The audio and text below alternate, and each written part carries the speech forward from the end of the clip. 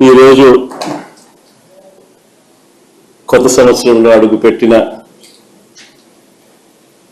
తర్వాత ఈ ప్రెస్ కాన్ఫరెన్స్లో టచ్ చేయబోయే సబ్జెక్టులో రాయలసీమ లిఫ్ట్ ఇరిగేషన్ మీద జరుగుతా ఉన్న అటువైపున వర్షన్కు చంద్రబాబు నాయుడు గారి దుష్ప్రచారానికి ఇటువైపున వాస్తవాలు ఏమిటి అని చెప్పి తెలియజెప్పే ఇటువైపున వర్షం. సిమిలర్లీ భోగాపురం ఎయిర్పోర్ట్లో ఏ రకంగా క్రెడిట్ చోరీ కోసం చంద్రబాబు నాయుడు తాపత్రయపడతా ఉన్నాడో వాస్తవ స్టోరీ ఏమిటి అన్నది తెలియజెప్పే ఇటువైపున వర్షం. సిమిలర్లీ పారిశ్రామిక ప్రగతిపై చంద్రబాబు నాయుడు చేస్తా ఉన్న తప్పుడు ప్రచారాలు పై చంద్రబాబు నాయుడు చేస్తా ఉన్న దుష్ప్రచారానికి ఇటువైపున వాస్తవాలతో కూడిన ఇటువైపున స్టోరీ. పరిశ్రమల పేరిట తాను చేస్తా ఉన్న కరప్షన్, అప్పుల్లో ఏ రకంగా రాష్ట్రం గిన్నీస్ బుక్ రికార్డు స్థాయిలోకి ఎదిగిన పరిస్థితుల మీద ఇంకొక టాపిక్. మరోవైపున రాష్ట్రాన్ని ఛార్జీల రూపేణా, ట్యాక్సుల రూపేణా ఏ రకంగా చంద్రబాబు నాయుడు బాధతా ఉన్నాడో ఆ బాధుల మీద కూడా కాస్త రాష్ట్రానికి రావాల్సిన ఆదాయాలు రాష్ట్రానికి రాకుండా చేస్తా ఉన్న కరప్షన్ మీద కూడా కాస్తంత ఈ సబ్జెక్టుల మీద బై అండ్ లార్జ్ ఈరోజు ప్రెస్ కాన్ఫరెన్స్ ఇటువైపున స్టోరీ, నాణ్యానికి అటువైపున స్టోరీ ఏదైతే ఉందో ఆ స్టోరీ కూడా మీ ద్వారా ప్రజలందరికీ కూడా తెలియజెప్పే కార్యక్రమం చేస్తాము. మొట్టమొదటి టాపిక్ రాయలసీమ లిఫ్ట్ ఇరిగేషన్ సంబంధించి. నిజంగా చంద్రబాబు నాయుడు గారి మధ్యకాలంలో మాట్లాడిన మాటలు చూసినా, ఆయన మంత్రి గారు ఇరిగేషన్ మంత్రిగా ఉన్న చంద్రబాబు నాయుడు గారి గవర్నమెంట్లో ఉన్న మంత్రి గారు ఉన్న మాట్లాడిన మాటలు చూసినా అసలు వీళ్ళు మనుషులేనా అని అనిపిస్తుంది. ఎందుకంటే ప్రతి మాట రాక్షసులను గుర్తు చేస్తుంది. రాయలసీమ లిఫ్ట్ ఇరిగేషన్ పనులను ఆపేయాలి అని అంటూ ఏకంగా తెలంగాణ ముఖ్యమంత్రి గారు అసెంబ్లీలో క్లోజ్ డోర్ మీటింగ్లో తాను అడిగానని, తన మీద గౌరవంతో చంద్రబాబు గారు ప్రాజెక్టును ఆపేశారు అని ఏకంగా తెలంగాణ ముఖ్యమంత్రి తెలంగాణ నిండు అసెంబ్లీ సభలో వాళ్ళ రిలేషన్షిప్ గురించి, చంద్రబాబు నాయుడు గారు రాష్ట్రాన్ని ఎలా అమ్మకానికి పెట్టారు అన్న వాస్తవాల గురించి ఏకంగా రేవంత్ రెడ్డి గారు అన్న మాటలు నిజంగా ఇది చూసిన తర్వాత ఒకసారిగా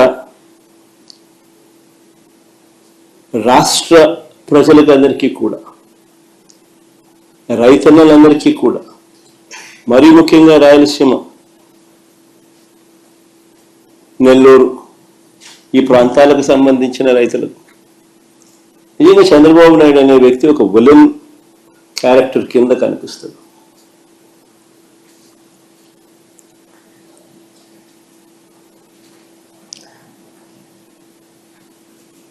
ఆ కుర్చీలో చంద్రబాబు నాయుడు గారు ముఖ్యమంత్రిగా కొనసాగుతూ తన సొంత రాష్ట్రాన్ని ఏ రకంగా తాకట్టు పెట్టాడు, రాష్ట్ర ప్రజలను తన స్వార్థం కోసం ఏ రకంగా తాకట్టు పెడతా ఉన్నాడు అన్నదానికి రేవంత్ రెడ్డి స్టేట్మెంట్లు సాక్ష్యాలు.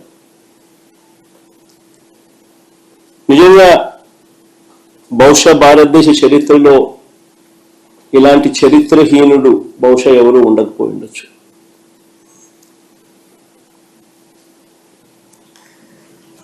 చంద్రబాబు నాయుడు గారు ఆయన ఇరిగేషన్ మంత్రి ఇద్దరూ కూడా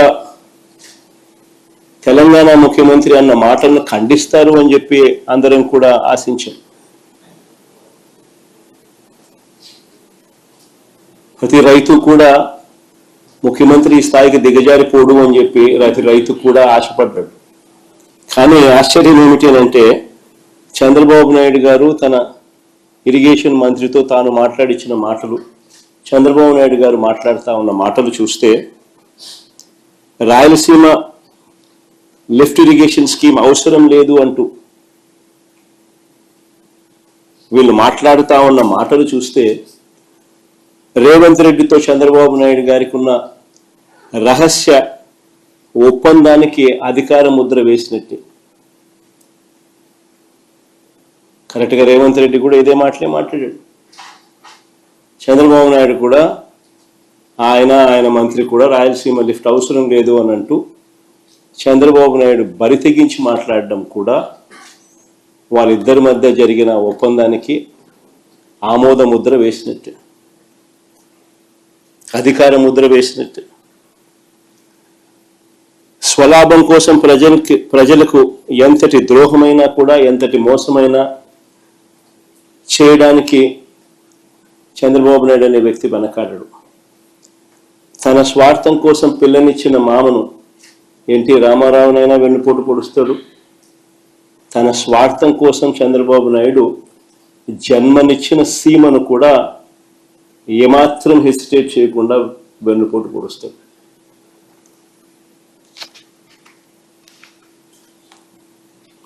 నిజంగా రాయలసీమ లిఫ్ట్ అన్నది ఒక గొప్ప ఆలోచన, ఒక గొప్ప ఉద్దేశం ఈ రాయలసీమ లిఫ్ట్ ప్రాజెక్టు వెనకాల ఉన్నమాట. కరువు కోరల్లో చిక్కుకొని ఉన్న రాయలసీమ ప్రాంతం, వ్యవసాయం ప్రశ్నార్థకరం అయిన పరిస్థితులు, తాగడానికి మంచినీళ్ళు కూడా ఒక్కొక్కసారి దొరకని పరిస్థితి.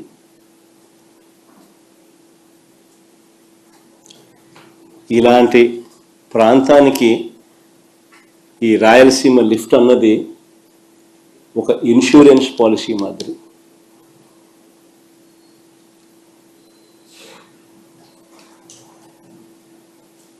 రాయలసీమకు, నెల్లూరుకు, చెన్నైకి ఇది సంజీవిని వంటిది.